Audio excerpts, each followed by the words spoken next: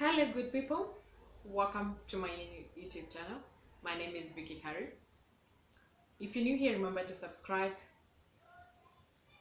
For returning subscribers, keep watching, keep sharing, comment down below, and let's keep this vibe going.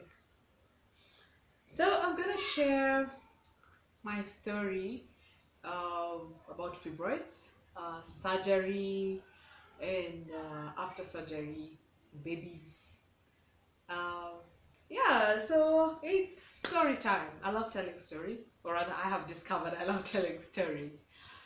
So after I I got to know that I had fibroids, I I was given the the the the, the choices. So one was surgery, another one was to be put on medication for 1 year, and the other option was to try for a baby, which I was not ready at that time. So after a few months, um, after the doctor's appointment and the doctor advised what he did, so I went back home. So at this time, there's no medication. The only thing I could take was painkillers. So the doctor told me to go home and think about what I decided uh, on the options that he gave me. Deep down, I knew the first option was to try for a baby. I knew that was out. So, and I talked to someone and we opted to go for a second opinion. And now, a second opinion being another doctor. And so we went and talked to another doctor. And looking at the scan and the size of the fibroids, according to him, was like even trying for a baby that would not have worked for me because of the positioning of the fibroids, where they were positioned in my uterus. So he advised on surgery, uh, which I opted, which I also was okay with. And so it happened. Now we scheduled in a week's time. We scheduled for the surgery, and yeah, I was ready to to go. So I went, and I remember this was the first time also I was being admitted in. I had never been admitted in hospital until that time.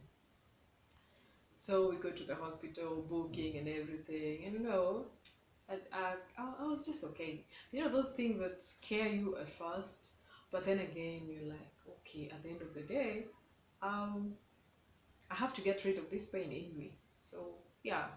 So I was admitted, and I was to stay a night and then go to the theater in the morning, which happened, and everything went well.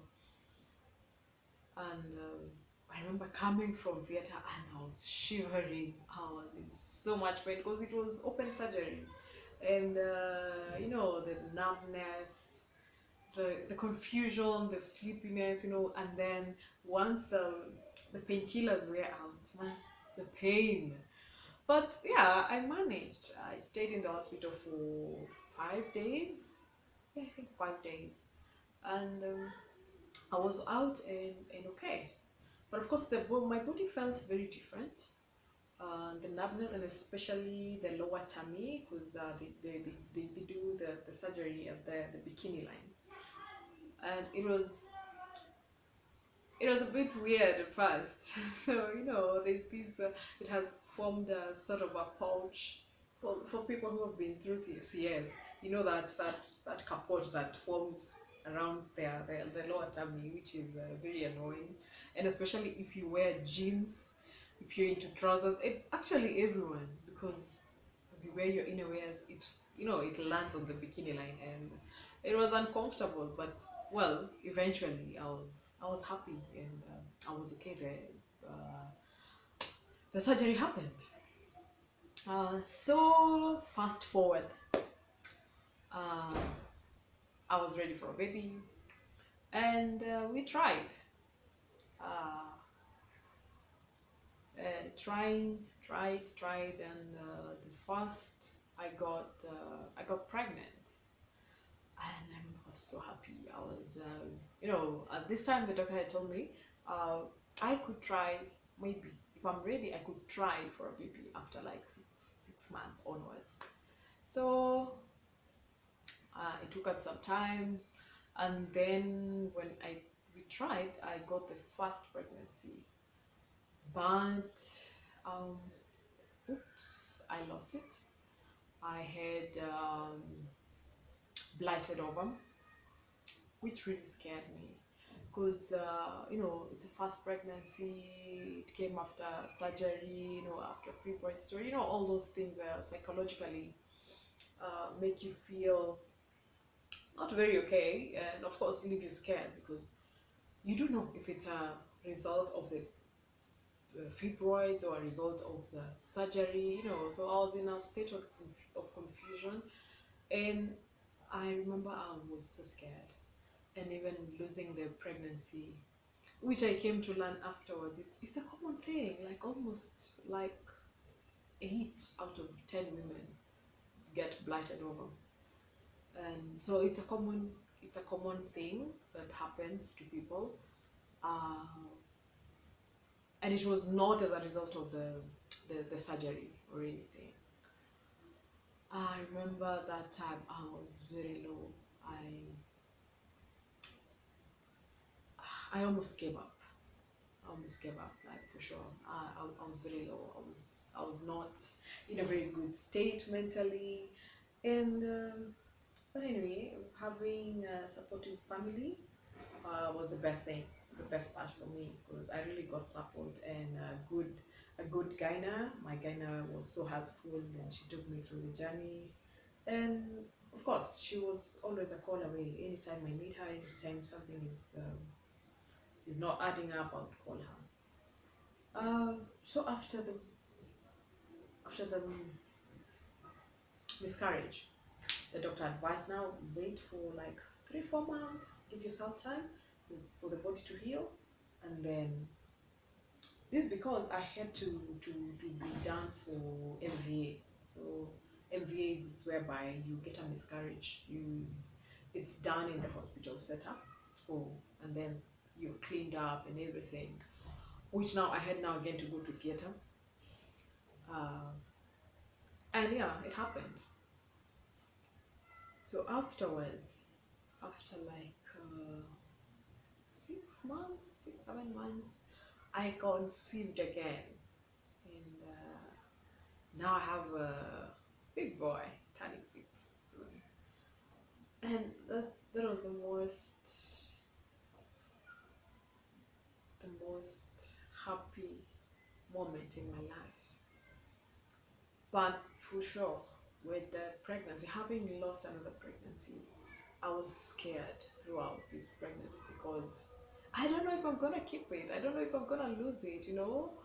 And I had had enough pain in my life, from fibroids to surgery to another, to miscarriage, and it wasn't easy. But I did it. I did it, and I remember I had to go for C-section because already, like in less than was it less than 2 years, I had the surgery, and then the baby came in between the surgery and the baby was less than 2 years, so I had to go for a C-section. And so yeah, so life went on, got a baby, so happy. But I still I keep going for checkups, and especially for um, fibroids, because they happen to grow back, and the doctor told me so. So after my first baby, there's a time as I was just going for my usual routine checkups. There's a time I had the doctor noticed I had two fibroids that had growing, but they were very very tiny, and she was at that time I didn't have any symptoms or anything. They were not bothering me, and she was like, no, that will just they'll just come to an end. And then so I got my second pregnancy, a second baby now, and after that, after I got the second baby, the fibroids disappeared. Actually, I noticed the two small fibroids when I was pregnant with the second baby. Well, early in the pregnancy, the fibroids could be were visible. They started growing back. But now during the pregnancy and then second pregnancy and birth, the, they disappeared. And I did a checkup recently. As I was doing my pap smear, I also got checked for fibroids, and I am fibroids free.